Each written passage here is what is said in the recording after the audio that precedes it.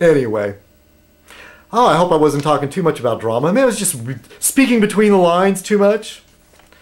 Oh, yeah. Oh man, I guess I'm so nervous about Fez Night these days because I can't go on Fez Night anymore without offending somebody. And I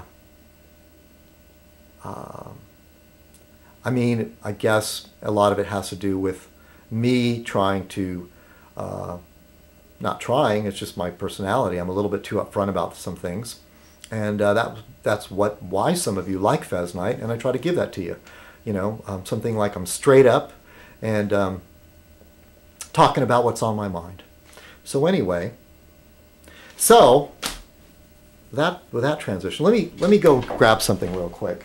I'll give you a preview. Oh man, oh here it is.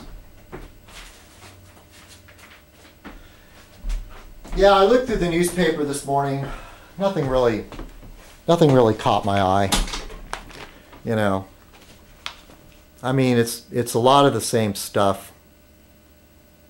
When I was over at the undisclosed location in the underground bunker, I already talked a little bit about the salary caps that they were pressuring the White House was pressuring certain institutions to limit executive pay. If any of you folks watch 30 Rock, there was a pretty good spoof of that whole bailout thing. The main character played by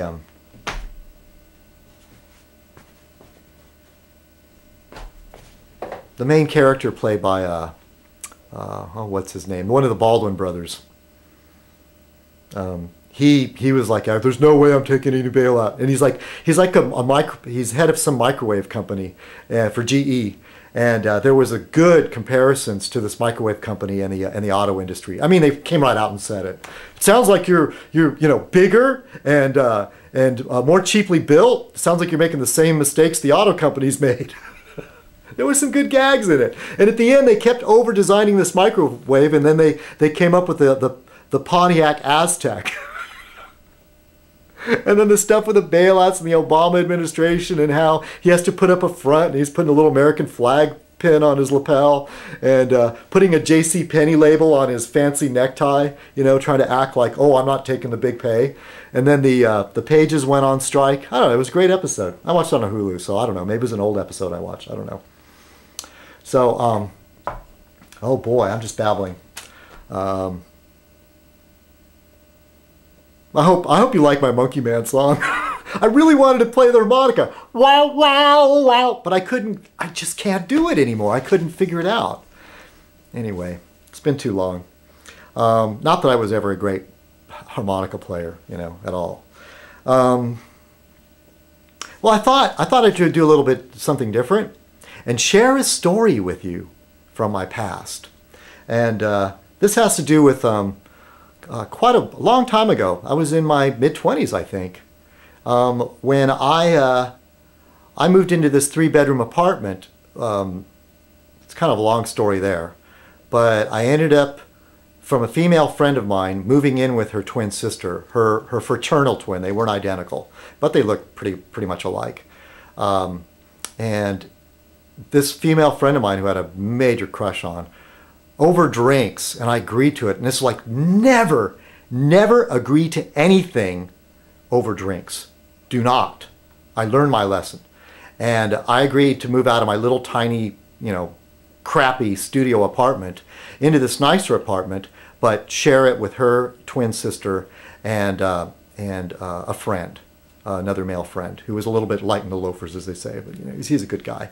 I'm sorry, I hope you don't think that's good, derogatory, but he was a nice boy.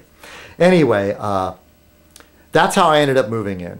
And then it just went on this long saga of how I ended up being the person that stayed while everybody, I was always, somebody would leave and leave me holding the bag, and I would have to find a new roommate, interview roommates, and say, okay, all right, I'll let you move in, and then collect the rent and make sure everything was taken care of. And man, it was pretty stressful for me. And at one point, I took in a new roommate. He was from Switzerland. And actually, he was born in Hungary, but he grew up in Switzerland, hated Switzerland, apparently. He hated the Germans. He'd go, "The Germans!" And he had this thick accent, but he could speak English pretty good. And very well. He could speak English very well. And the story with him is he was staying with a man who took him in. And I think this man had designs on Bela because Bela was a handsome, tall young man. But this was too stressful having Bela there, especially since Bela wasn't going to play along. Bela was like this tall, good-looking guy, and he looked a lot like the character on the show Friends, the actor, and I can't remember his name, but the guy who played Joey, except taller. Or at least in the real world he seemed taller than Joey on Friends. And he came to the U.S. with dreams of being a Hollywood actor. How he ended up in San Diego, I'm not exactly sure why he picked San Diego. He should have just went to L.A. But he was a big fan of Arnold Schwarzenegger, and to him he thought, well, if Arnie can do it, he could do it too. And so, I mean, he was taking some acting classes and working in an old folks home. And boy, he had some stories about the old folks home, boy.